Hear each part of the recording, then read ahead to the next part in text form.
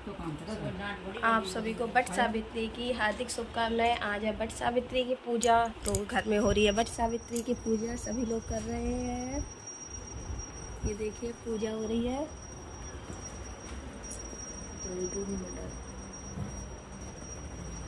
तो बस पूजा की तैयारी हो गई है, तो बस सब लोग पूजा कर रहे हैं। तो थोड़ी देर में पूजा हो जाएगी। तो किस किस के घर में पूजा होती है, तो बस पूजा करने फिर मिलते हैं आपको। चम्मच ले आना बेटा। ये बच्चा भित्ती पे सब लोग ये पहन रहे हैं धागा। हमारे यहाँ पूजा में पहना जाता है, मम्मी ने पहन लिया है। ये हमारी दीदी है, वो भी सब साथ में। लो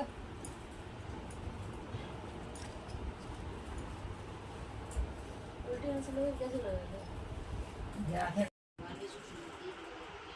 यही नहीं अपने सौभाग्य पति उनका आशीर्वाद ही प्राप्त होता है। ऐसा इसलिए होता है क्योंकि इस दिन से जुड़ी एक कथा प्रचलित है। ऐसा माना जाता है कि मध्य प्रदेश में अश्वती नाम का राजा था, उनकी कोई संतान नहीं थी। राजा की संतान प्राप्ति के लिए ये करवाया। उसके सुपर नाम पर उनके घर एक कन्या का जन्म हुआ।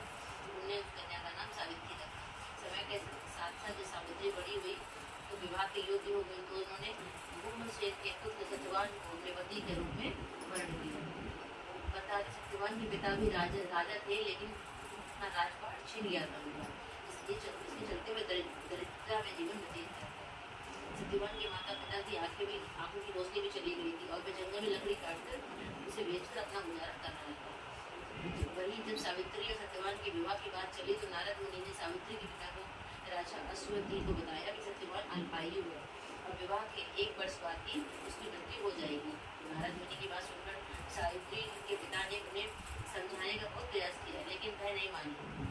अंत में सावित्री का विवाह सत्यवान के साथ हो गया। शादी के बाद सावित्री अपने सास ससुर पति की सेवा में लग गई। फिर एक दिन वो दिन आ गया जिस दिन का जिक्र नारद मुनि ने किया। सत्यवान की मृत्यु यानी उसी की सावित्री भी सत्यवान के साथ वन में जंगल में लकड़ी काटने गई। जैसे ही वह पेड़ पर चढ़ा उसके सर में दर्द होने लगा, तो सावित्री समझ गई और गोद में सिर रखकर वह लेट गया।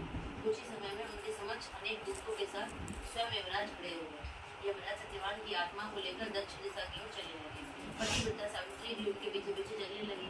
आगे जाकर यमराज ने सावित्री से कहा, हे पतिव्रता नारी, जब तक मनुष्य साथ दे सकता है तुमने अपने पति का साथ दे दिया, अब तुम लौट जाओ।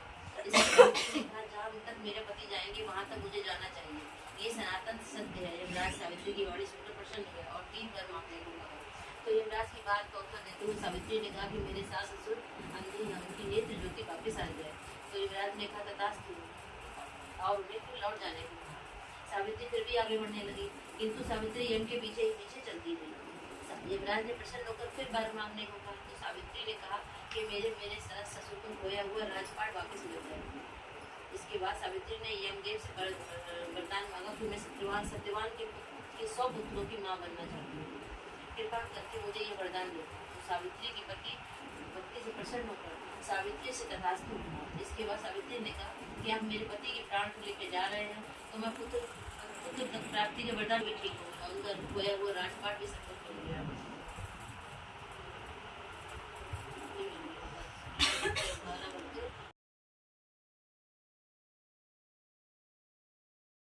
तो पूजा हो चुकी है, मैं आ गई हूँ। तो किस किस के घर में आया वट सावित्री की पूजा आते ज़्यादातर वैसे होती है, क्योंकि ये स्वागत की पूजा होती है, सभी लोग आज करते हैं। और किस किस के घर में मतलब पहनी जाती है वट सावित्री पे, कमेंट करके बताइएगा। हमारे यहाँ हो गई है, क्योंकि आज पूजा हमारे घर पर नहीं हुई, साथ में की है, दीदी के साथ हुई थी पूजा। सबने आज साथ में की थी, मम्मी भी आई है, तो आज एक साथ सबने करी है पूजा।